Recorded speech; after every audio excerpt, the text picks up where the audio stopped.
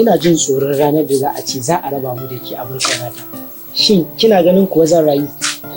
Hakika ko da a ce zan rayu ne a matsayin nakasashe a cikin al'umma wanda baya da amfani a cikin al'umma. Kada ka taɓa tunanin cewa za mu rabu ni da kaiya. Kai ɗin ka kasance wani annuri mai tsananin haske a cikin rayuwata. Kowane lokaci nakan so na ji daɗaɗɗen kalamanka waɗanda suke yaye damuwa a tattare da ni.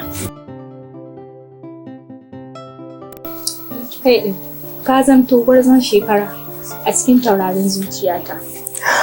Kowa yakan so ya haɗu da mata ta ƙwarai, ni ko sai godiya da Allah. Domin kuwa ni Allah ya haɗa ni da ita, sai dai yi godiya gurin Allah. Babu wani abu da zai yi wurin Allah sai godiya. Domin Allah subhanahu wata'ala yana cewa fa amma bi ni'mati rabbika fa hadis. Idan yayi maka ni'ima ka gode mashi sai ya kara maka. Allah alhamdulillah da ka bani masoyiyan gaskiya.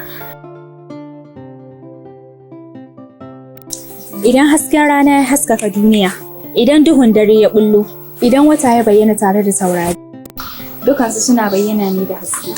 Amma sai na ga ba su kai hasken son da nake yi ma a cikin zuciyata ba. Ina son ka, angon Afnan.